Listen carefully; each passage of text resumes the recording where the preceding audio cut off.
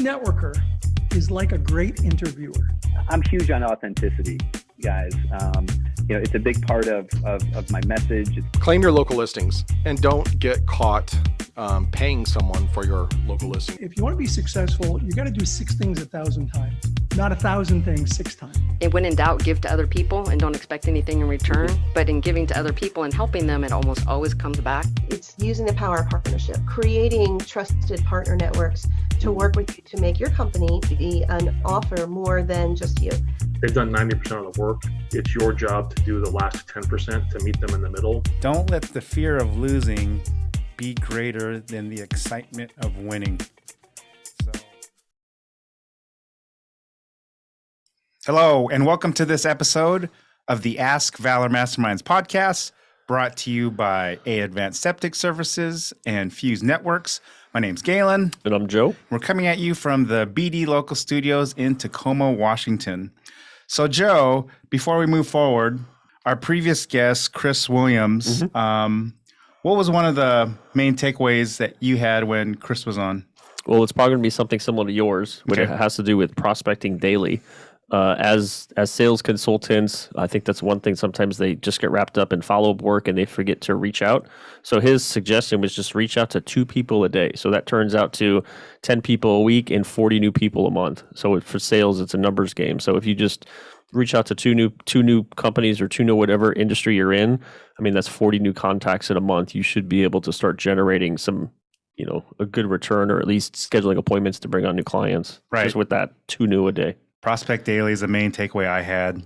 Go out there and be in the public. Don't overthink it. Just go and do it. So, well, today's guest, we're excited to have retired Colonel David G. Fivecoat of the Fivecoat Consulting Group.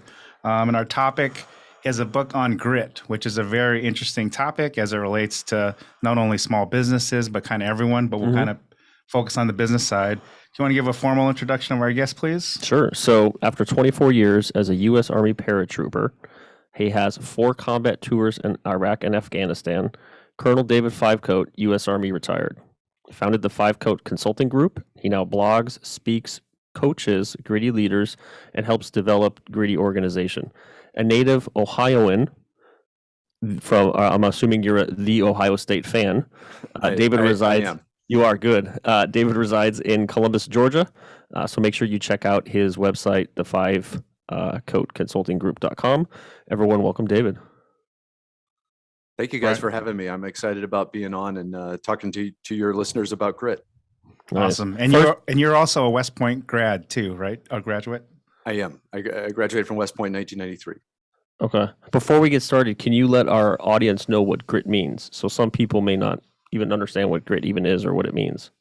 Right. I define grit as the will to persevere to accomplish long-term goals. There's some other folks have some definitions out there. Folks like Angela Duckworth, who's sort of the godfather of grit. She says it also has to have a passion element to it. I disagree. I don't believe it has to totally have a passion. There's things that you guys do that's gritty and daily, just like the person that was suggesting that the prospect twice every day. They may not find that solves their passion, but they realize they have to do it, and they have to do it to be successful, and they do it.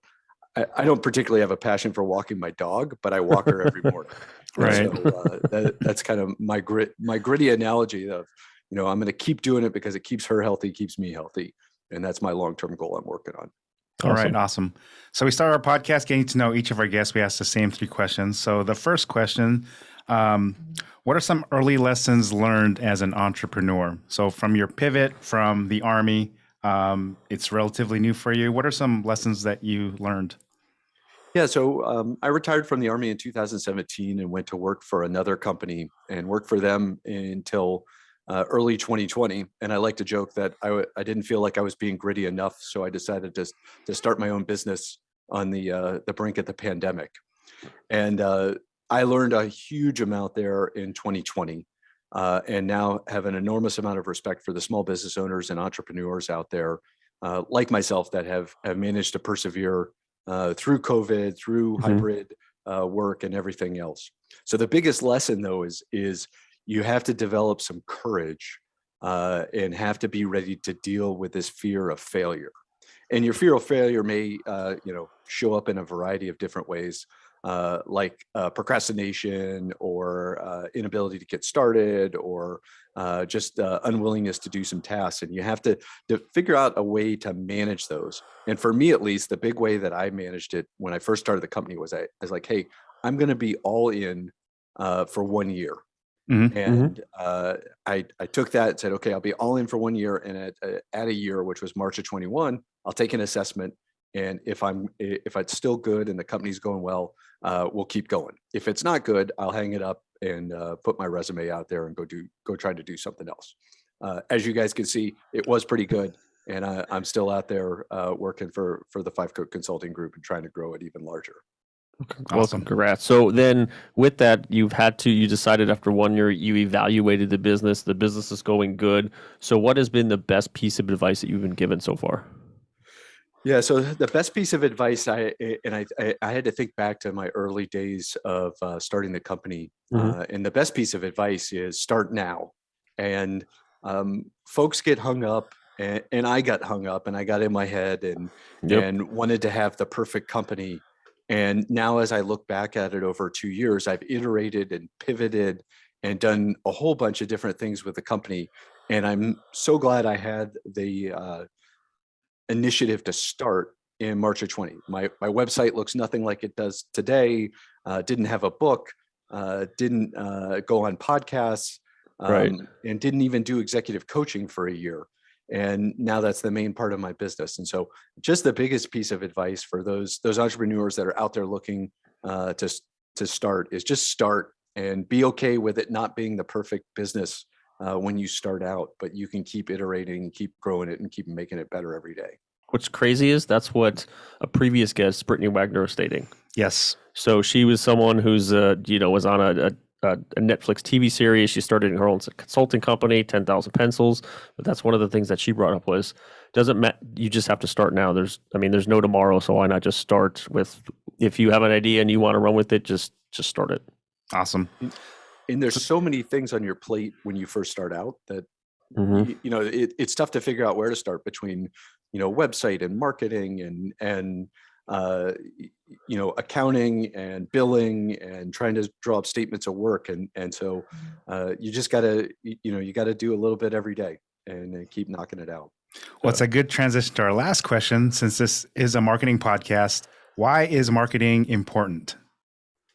Yeah, for me at least, marketing is important to sort of get my name and the business out there, so folks know it, and folks know that when they get into an opportunity where they might need an executive coach or they might need somebody to come in and do a leadership workshop, that they think of me. And a lot of my stuff doesn't have a direct result,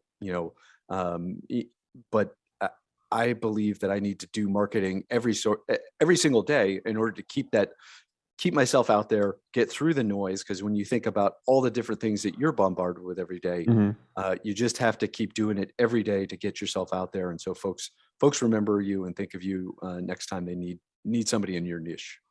Awesome. A good transition to that, just of your business being out there every day, is having a website. And we, particularly as an internet marketing company, believe in the importance of a website. So during the pandemic, we're really proud of our #Valor Cares initiative. Joe, can you tell our listeners and viewers a little bit about our initiative? Sure. So we just wanted a way to give back to small businesses across the country. And the easiest way to do that for a small business is kind of their foundation piece for marketing. So that's a website. So every business out there needs to have a website. It's their 24/7 salesperson online. So we're like, well, how can we do it? So we give away free website builds every single month. So business, they can go to our Ask Valor Masterminds podcast website, click on the Valor Cares link. They can submit their information. So if you don't have a business, or maybe you're just starting out and you need a website, or you've been in business 20 years and your website is old and outdated, or you're just, you want a website that you have access to, just go and submit your information, and we pick, a couple winners every single month, and we build free websites. And our new partner with that is offering another There's a service? company called Waymark. They're out of Michigan area. They're offering 1 month of free videos. Awesome. So check that information out. Now we come to the part of our podcast, our Advanced Septic Pump You Up Quote of the Day. So this is where we like asking our guests, what's a good motivational quote? And I'll read this. You want to get better at doing push-ups? Do more push-ups. Want to grow your grit? Seek out gritty goals and accomplish them.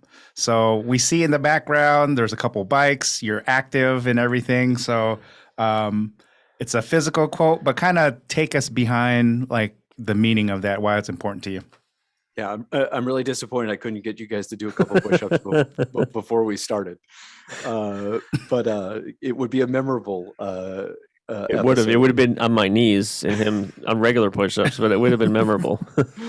Yeah, the whole idea is, folks both in the physical fitness side and in the small business side, and in the grit side, sort of get into their heads and sort of talk themselves out of doing things. Mhm. And sometimes the simplest approach is better.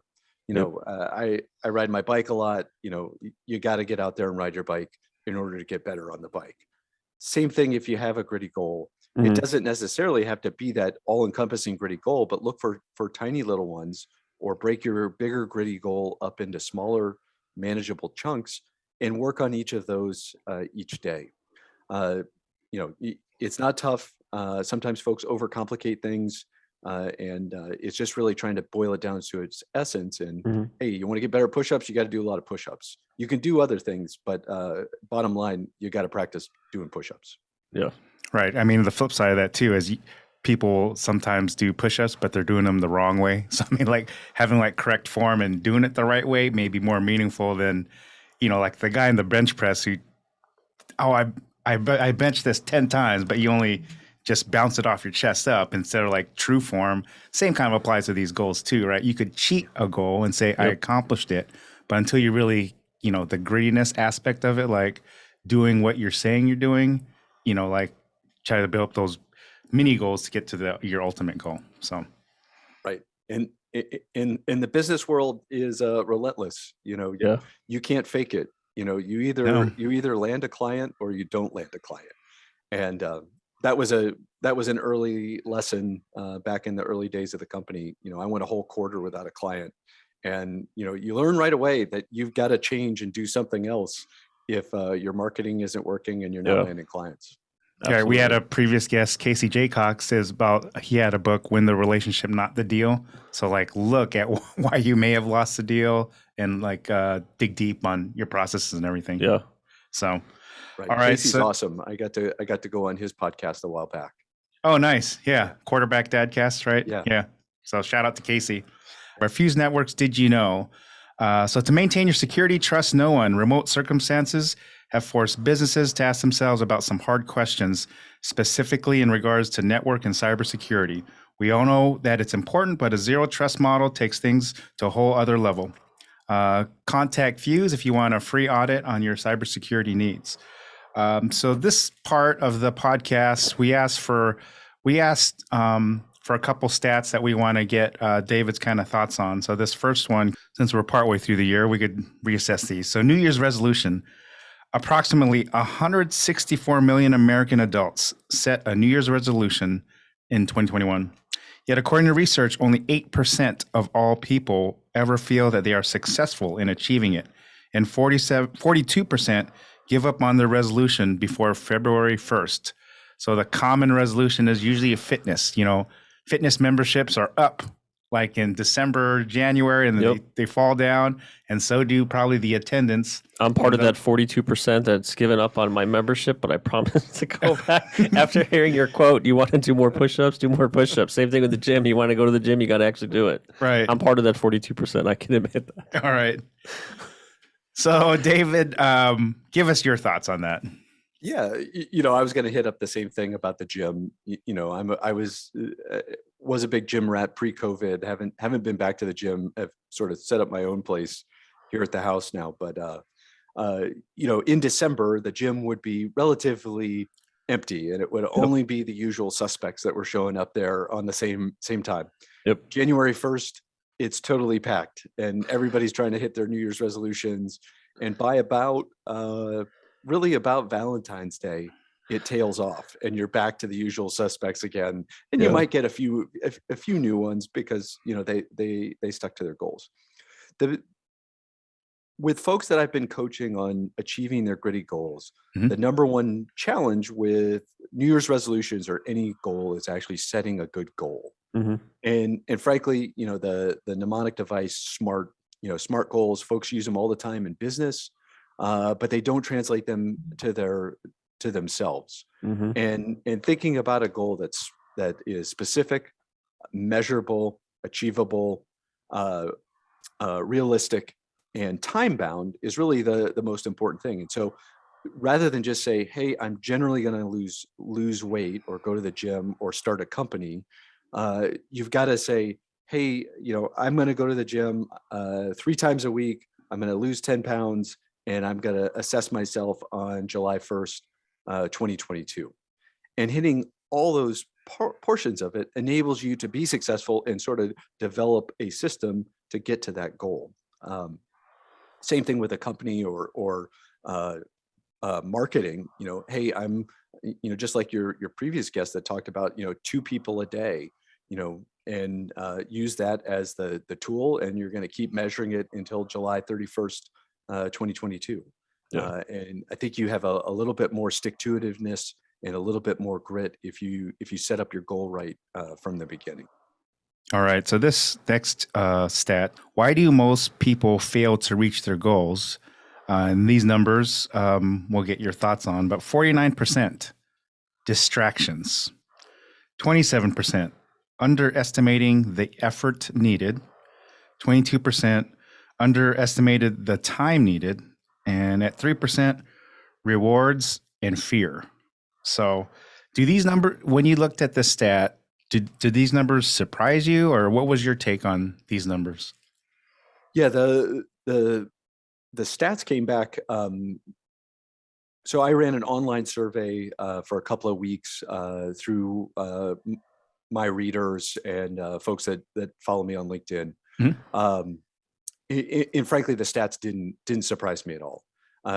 Folks go into a big project, whatever it is, Mhm. lose 10 pounds, start a company. You underestimate the amount of time and energy that it's going to take. Yep. You also don't set the goal up right, that you don't divide it up into small parts. And if you're standing up your own small business, you've got to divide it up into a marketing goal and an accounting goal and for me, I've got a content sort of goal that I'm trying to do every week with the blog post. And just dividing your business up into multiple small goals and then figuring out a date that you're going to assess them is really a way to get there. In the fact that folks don't budget enough time. The other thing that, as I work with busy executives on the executive coaching side, one of the big things is they all want to change and do new things. But I always coach, hey, what are you going to take off the plate? You guys are all busy executives, or if you're busy building your business and you say, hey, I've got this new goal, I'm going to do X, Y, and Z. And we rarely take anything off. We always say to ourselves, oh yeah, we're just going to work harder. I'll sleep less. I'll pull all-nighters, whatever your technique is. But you got to have the intellectual honesty to sort of say, okay, I'm going to stop doing this because that takes up X amount of time. And it may be, hey, I'm going to stop watching Netflix or doing something else that isn't helping to grow your business.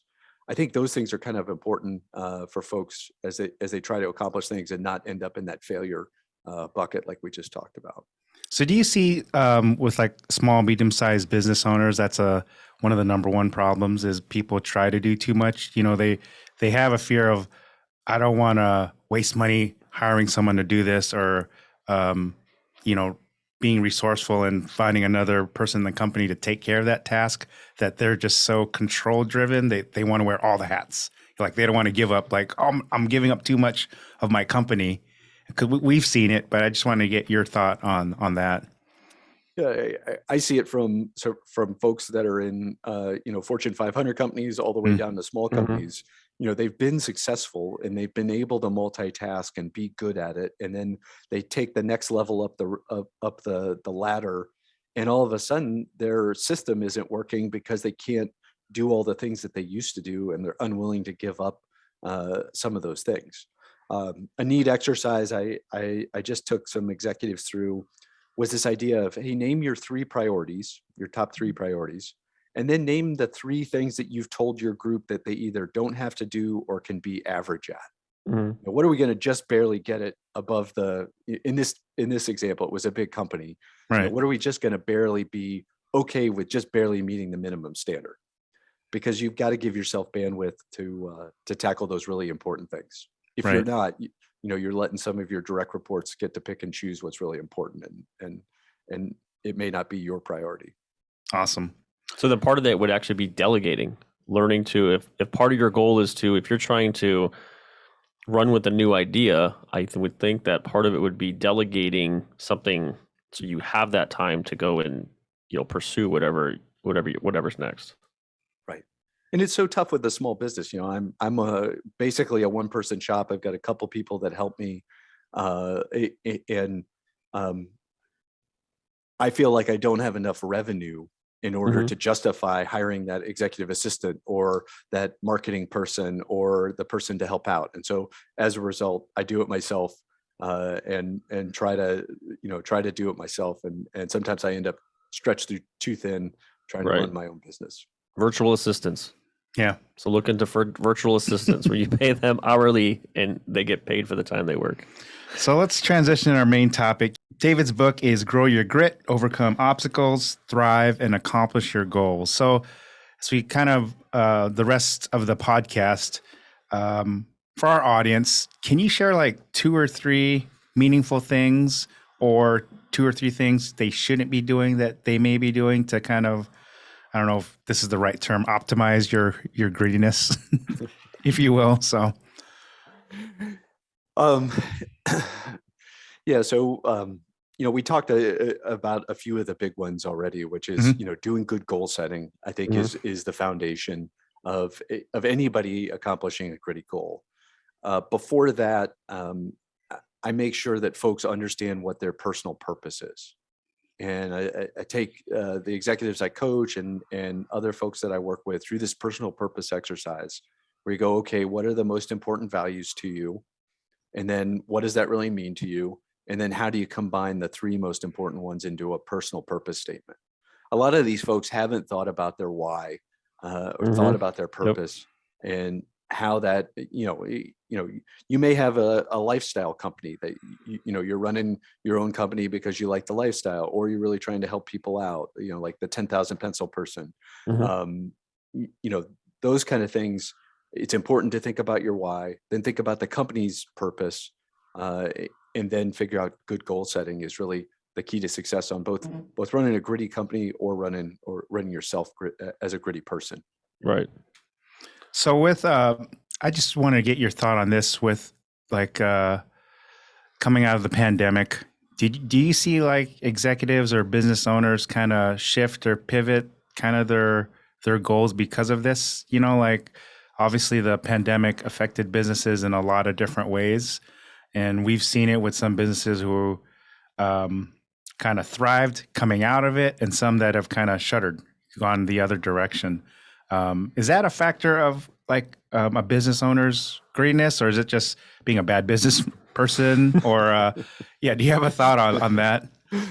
So I haven't seen anybody shuddering. The biggest thing that I've seen the folks that I've been working with wrestling with is the coming back to work versus hybrid versus staying remote. And one company I do a bunch of work with, they went completely remote in the pandemic, and they're staying completely remote.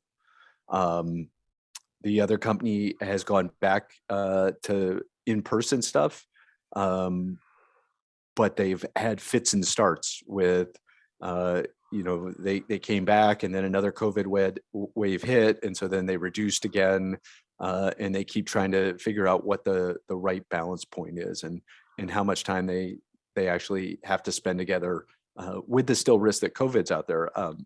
Had 3 folks just get COVID last week, and so it's still out there, and folks are still wrestling with it. I'm not sure the gritty factor there is there, but but like Peloton, I was just reading about them before I got, their business model was really set up, very well for the midst of the pandemic. Right. And Right. they've sort of struggled on the back end as folks have wanted to go back to the gym or go run outside or do whatever. And so I don't know if I attribute that to grittiness. Looking at their balance sheet, I would actually say that they were a little bit more on the poor business model, or did not build a sustainable business model for post-pandemic life. Right. So I want to revisit the goal setting and your personal purpose. So you're coming out of this. If you reset your goals, do you coach your people to reset their personal purpose, or the personal purpose exercise? Is that kind of the one thing that sets your foundational values as a company or as an individual? And if you change your goals, like let's say I'm in a sales organization, and instead of being like, I want to be number one in sales, it may be like, I want to teach people to be better salespeople. You shift it, but your personal purpose could be written directly for the path you want, but not like values wise. Can you talk about that if the question makes sense? So yeah. So let's break that up into two questions, and we'll talk about personal purpose first, and then organizational purpose, because I think that's also important with the pre, during, and post-pandemic side. With the personal purpose exercise, I think it's worthwhile for folks to look at their own personal purpose every year or two. Even if you just did it, things change.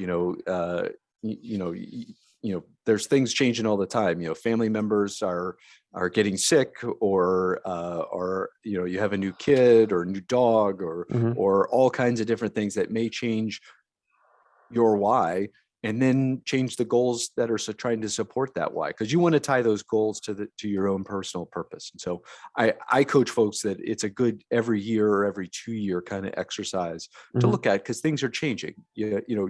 We are all getting older.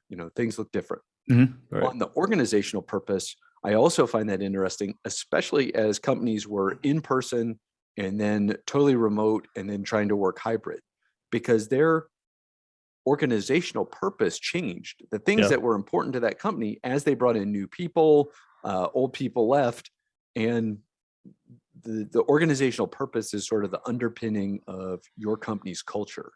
And so getting folks to think about, hey, what are the 5 or 6 most important values for our company, and what does that look as a purpose statement or portion of the business? If you're running the sales team or the marketing team, hey, what does this really look like? Because folks change, and your team is always changing, and it's important to revisit that if you really want it to be a part of your organization. I coach folks that organizational purpose and organizational culture is not static. They are changing at all times. They're either growing or changing in ways that you don't think they're changing, if you're not putting the energy into those to make them important for your business. Well, I want to ask one question. So in your book, I bought the book because I gave it to my son because he's going through ranger selection. I'm like, great, one ranger to another ranger, he's going to get something out of it. But for people picking up your book, is there a favorite chapter that you wrote? Or what is your favorite chapter that you wrote? You can't say all of the chapters. We don't accept that. So you need to pick one chapter. I just wanted to share with our audience what your favorite chapter is. Yeah. So actually I wrote one chapter on Ranger School. So your son might like that, which is chapter 9.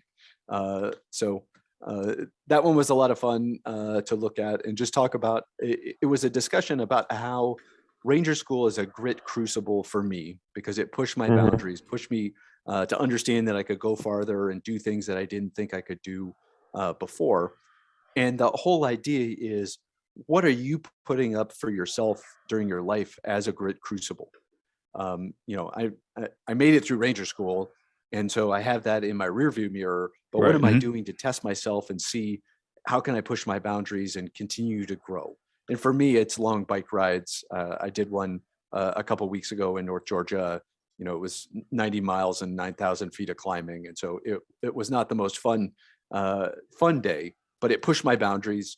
And tested me, and it took a whole lot of work training up to be able to do that successfully. Awesome.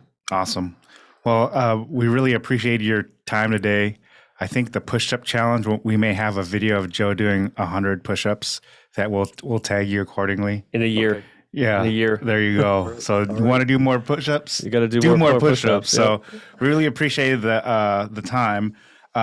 Joe, one last plug for our hashtag Valor Cares initiative. Sure. So if you own a business and you don't have a website or you just want a new website, feel free to submit your information. Go to askvalormasterminds.com, click on the Valor Cares page, and then just submit your information.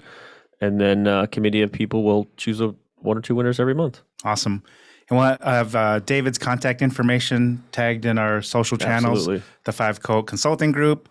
Your book could be purchased everywhere on Amazon just as easily and everything. So on behalf of our sponsors, Advanced Septic Services and Fuse Networks, my name's Galen. I'm Joe. David, thank you for joining us. And we're coming at you from the BD Local Studios in Tacoma, Washington. Thanks for listening and watching this episode of Ask Valor Masterminds podcast. Thanks, guys. Thank you guys for having me.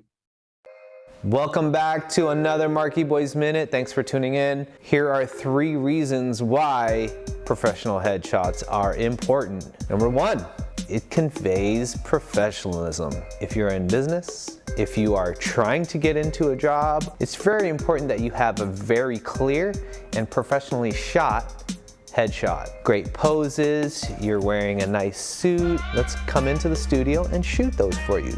Number 2, it gives the idea of your personality. Whether your pose is serious, tells people that you're serious about your business, or if you have a smile, or if you have a power pose, so you want to portray that in your photo. Number 3, having a great photo makes you feel good about your profile, makes you feel good about your Instagram, makes you feel good about your LinkedIn profile. It makes you want to share it out.